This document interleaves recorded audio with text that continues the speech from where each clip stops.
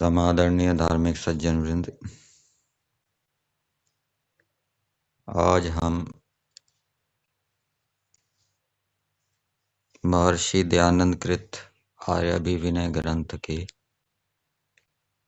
द्वितीय प्रकाश के अंतर्गत 20वें मंत्र के ऊपर जो व्याख्यान किया गया है उसके ऊपर विचार करेंगे। यह मंत्र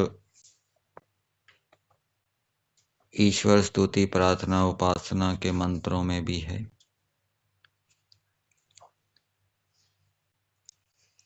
यजुर्वेद के 13वें अध्याय का चौथा मंत्र है।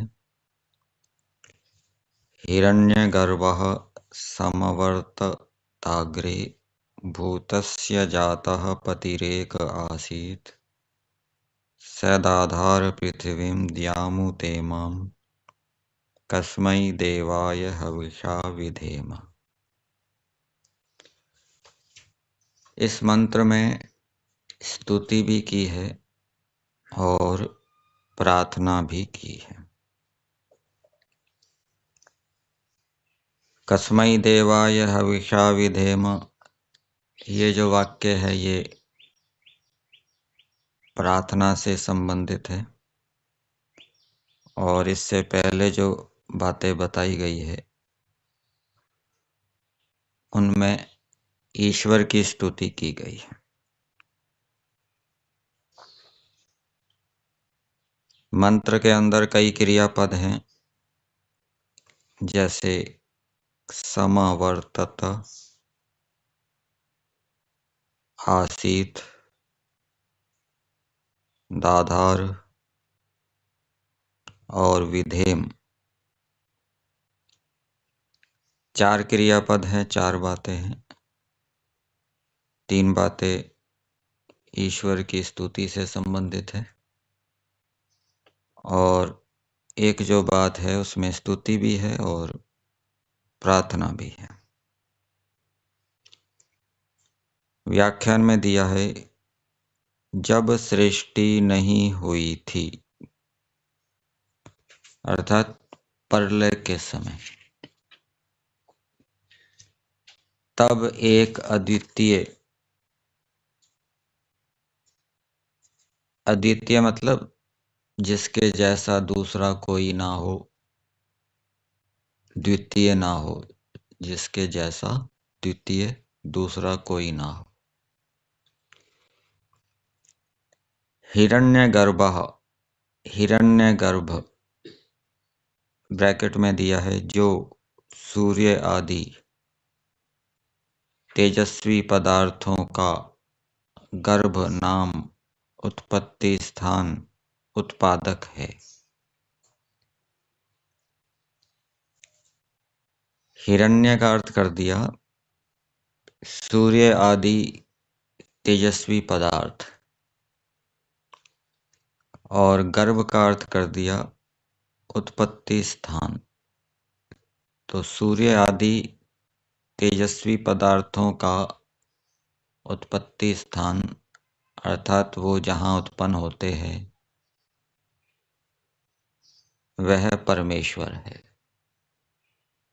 जैसे बालक के शरीर का निर्माण गर्भ में होता है, माता के गर्भ में, वैसे ही सूर्य आदि तेजस्वी पदार्थों की उत्पत्ति निर्माण परमेश्वर में होता है और परमेश्वर इनको उत्पन्न करने वाला है। इसलिए परमेश्वर को हिरण्यगर्भ कहते हैं।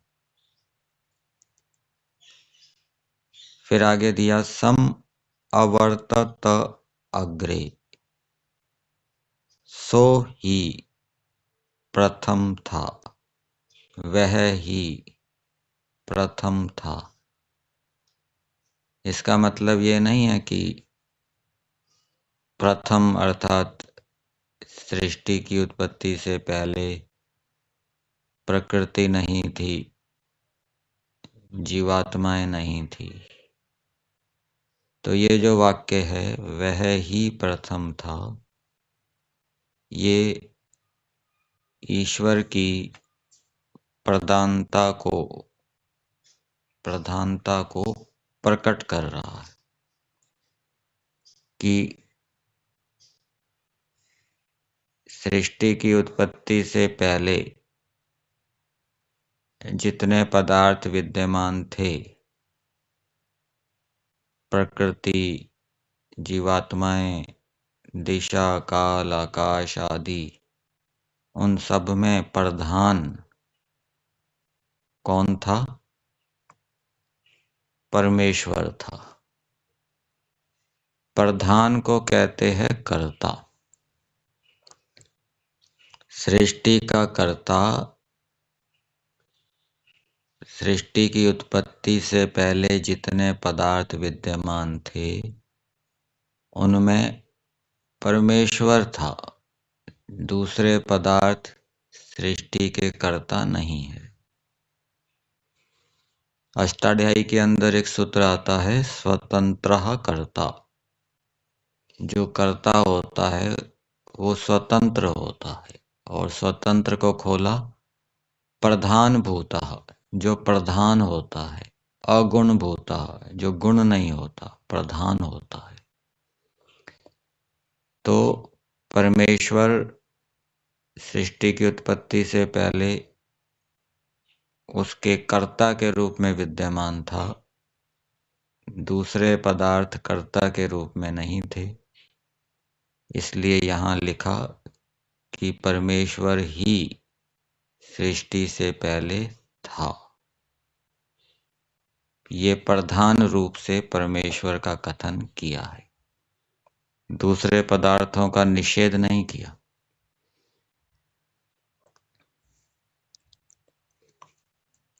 फिर आगे दिया है, भूतस्य जातः पतिः एकः आसीत्।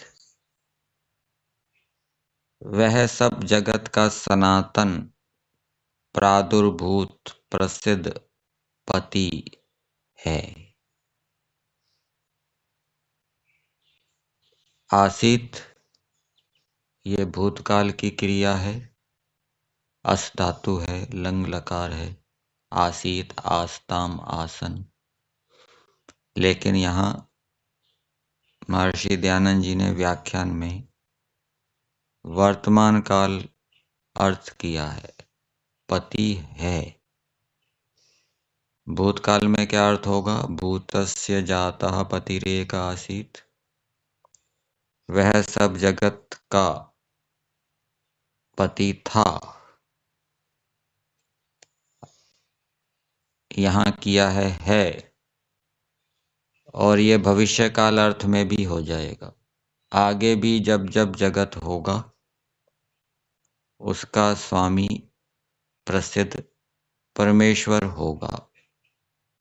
वर्तमान में जो जगत है उसका स्वामी परमेश्वर है, और भूतकाल में जो जब जब जगत हुए उन जगतों का स्वामी परमेश्वर था। वेद के अंदर 3 लकार तीनों कालों में प्रयोग होते हैं। छंदसी लुंग लंग लिटः, लुंग लकार, लंग लकार और लिट लकार, इनका प्रयोग तीनों कालों में होता है। तीनों कालों के अर्थों को कहते हैं। ये आसीत लंग लकार का प्रयोग है। आगे एक दाधार शब्द आएगा, वो भी क्रियापद है, वो लिट लकार का प्रयोग है, वो भी तीनों कालों में लिया जाएगा। तो वह सब जगत का सनातन पति है, सदा से पति है। सनातन पति है मतलब सदा से पति है। ऐसा नहीं है कि इस जगत का पति पहले कोई और था, अब ईश्वर हो गया। पहले इसका स्वामी कोई और था। इस वर्तमान जगत का जो दिख रहा है, इसका पहले स्वामी कोई और था, वो मर गया, अब ईश्वर हो गया। ऐसा नहीं है। जब से ये जगत है तब से परमेश्वर इसका स्वामी है। प्रादुर्भूत का अर्थ दिया नीचे। ज्ञान और चेष्टा युक्त। प्रादुर्भूत प्रकट भी कहते हैं, प्रकट पति है। परमेश्वर प्रकट हो गया। कैसे प्रकट हुआ? चेष्टा से।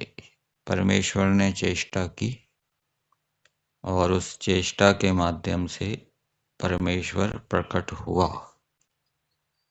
चेष्टा के माध्यम से अनुमान किया कि इस चेष्टा को करने वाला परमेश्वर ही है और कोई दूसरा नहीं है। तो इस रूप में परमेश्वर चेष्टा से प्रकट हुआ।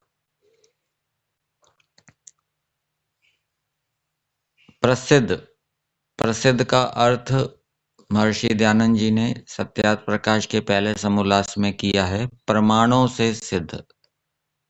तो परमेश्वर इस जगत का जो स्वामी है वो प्रमाणों से सिद्ध है। शब्द प्रमाण से भी सिद्ध है और अनुमान प्रमाण से भी सिद्ध है।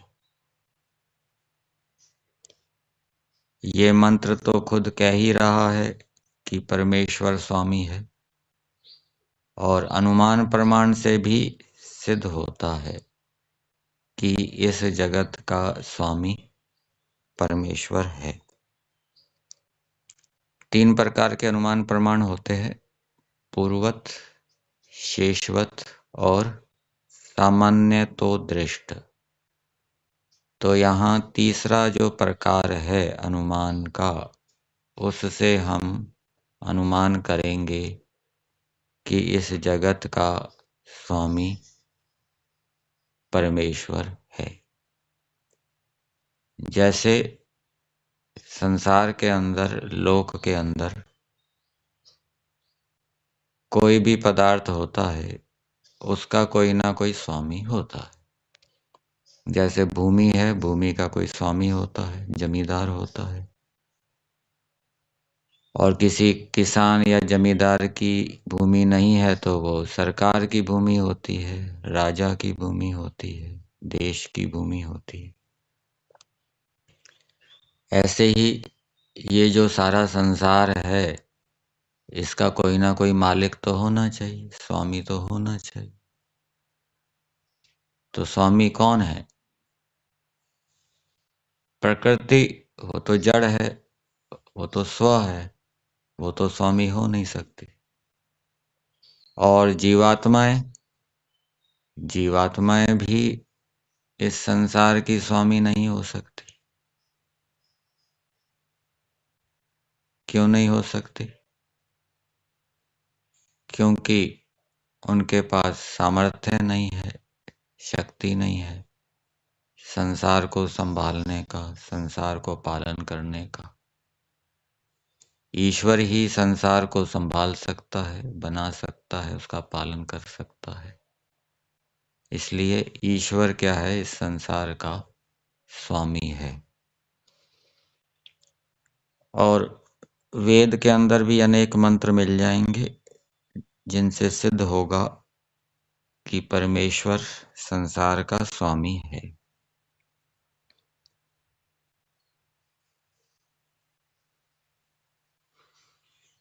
फिर आगे दिया है, सह दाधार पृथ्वीम द्याम उत इमाम। इस पृथ्वी और द्युलोक को परमेश्वर ने धारण किया है। ये पद तो ऐसा अर्थ कह रहे हैं, इस पृथ्वी और द्युलोक को।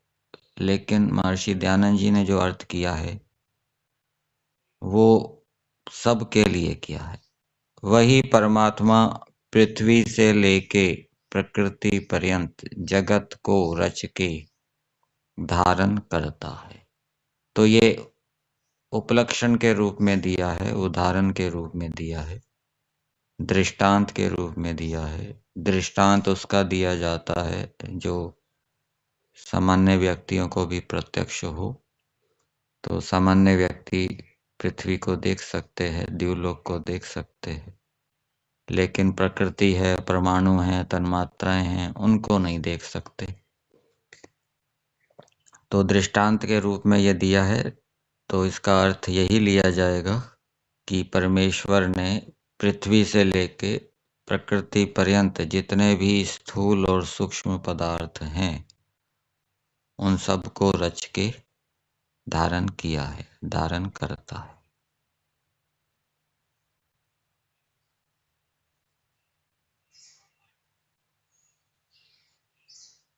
यहाँ पर दिया है, जगत को रच के धारण करता है। परमेश्वर संसार को रच के धारण करता है। जैसे वह प्रातःकाल उठता है। प्रातःकाल उठता है, इसका मतलब क्या? आज भी वो प्रातःकाल उठा और पिछले दिनों में भी वह प्रातःकाल उठा था और आगे के दिनों में भी वह प्रातःकाल उठेगा। ये उसका नियम है। ऐसे ही परमेश्वर जगत को रच के धारण करता है। इसका अर्थ भी तीनों कालों में हो जाएगा। भूतकाल में जो जगत थे उनको भी परमेश्वर ने रच के धारण किया। वर्तमान काल में जो जगत है, दिखाई दे रहा है, इसको परमेश्वर ने रचा और धारण किया हुआ है। और आगे जो जो जगत बनेंगे उनको परमेश्वर ही रचेगा और परमेश्वर ही धारण करेगा। फिर आगे दिया है, कस्मै देवाय हविषा विधेम प्रजापतये। कह प्रजापति। कस्मै को खोल दिया प्रजापतये, क्योंकि कस्मै चतुर्थी भक्ति है। प्रजापतये में भी चतुर्थी कर दी। तो क का अर्थ प्रजापति कैसे कर दिया? तो उसमें प्रमाण दिया, प्रजापतिर्वै कह। ये शतपथ ब्राह्मण का वचन है। तो ये कह रहा है कि क का अर्थ प्रजापति है और प्रजापति का अर्थ, मुख्य अर्थ परमेश्वर है। तस्मै देवाय, प्रजापति जो परमात्मा, उसकी पूजा आत्मा आदि पदार्थों के समर्पण से यथावत करें।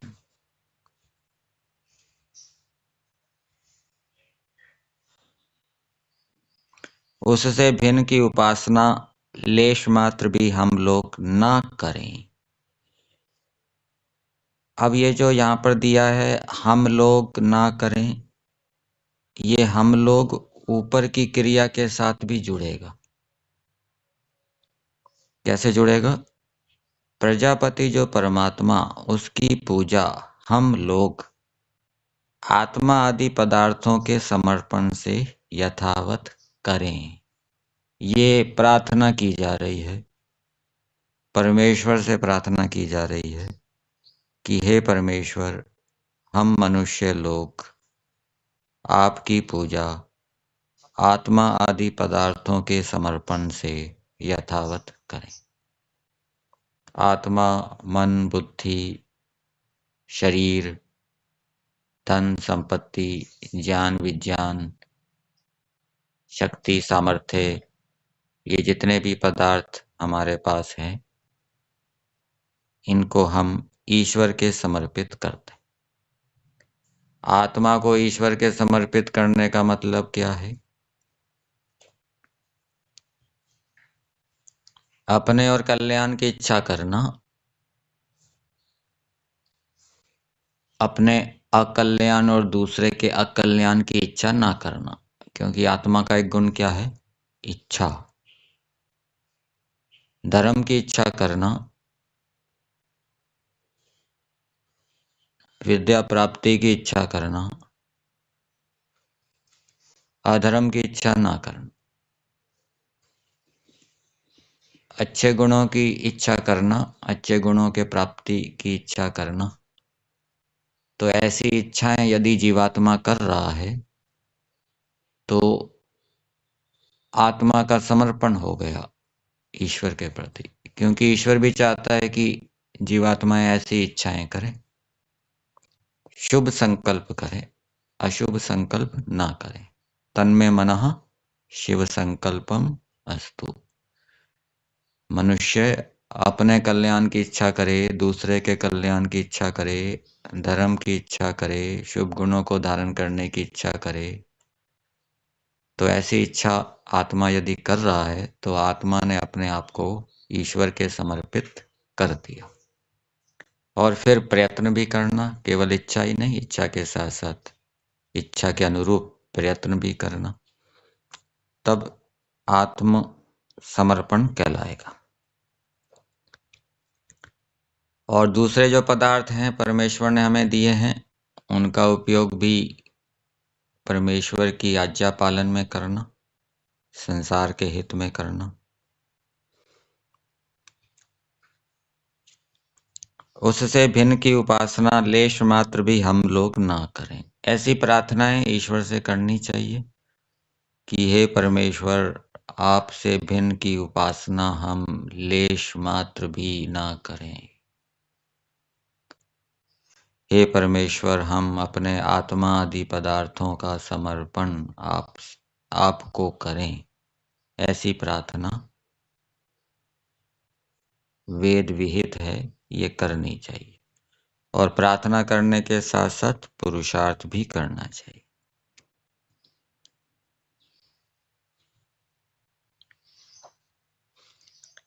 यदि हम लोग को ऊपर के वाक्य से ना जोड़ा जाए तो ऊपर के वाक्य का अर्थ ऐसा निकलेगा कि परमेश्वर मनुष्यों को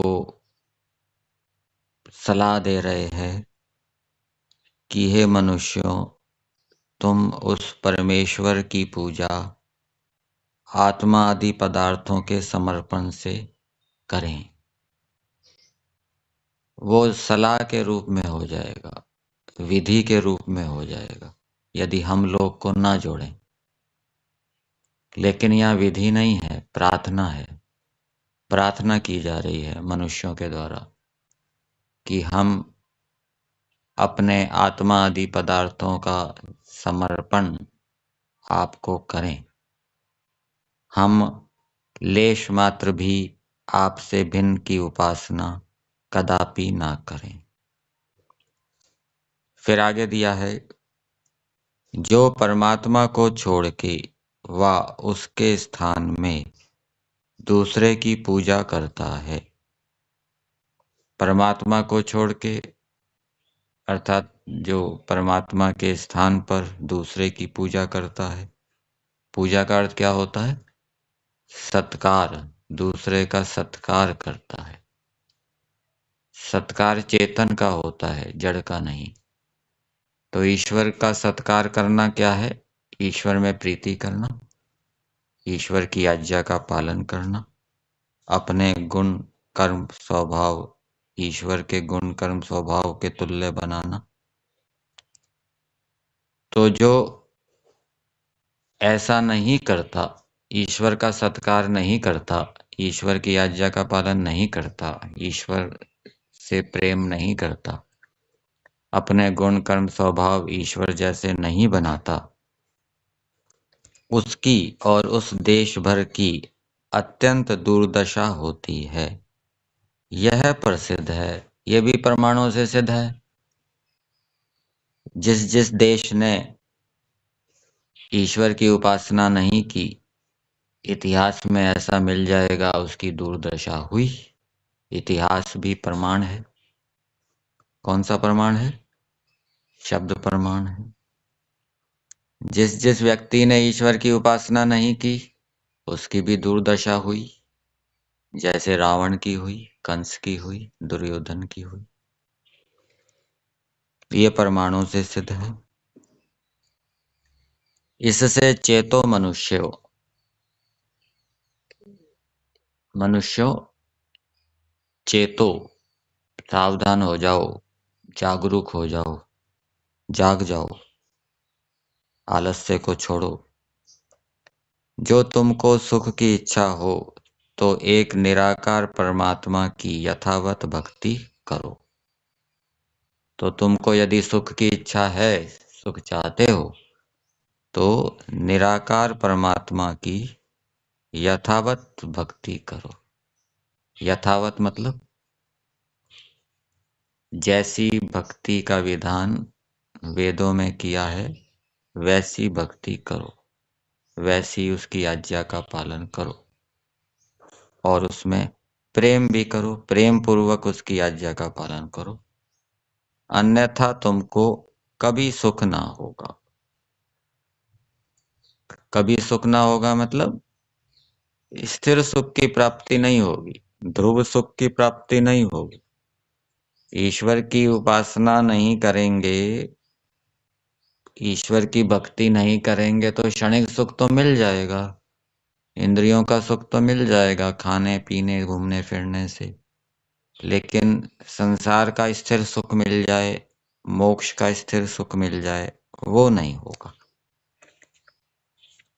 तो इस मंत्र में परमेश्वर की स्तुति की गई है और स्तुति के माध्यम से परमेश्वर का महत्व बताते हुए प्रेरणा दी गई है कि यदि सुख चाहते हो हे मनुष्यों, तो तुम ऐसे परमेश्वर को अपने सब पदार्थों का समर्पण कर दो।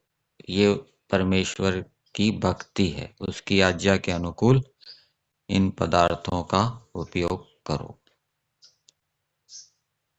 यहीं तक।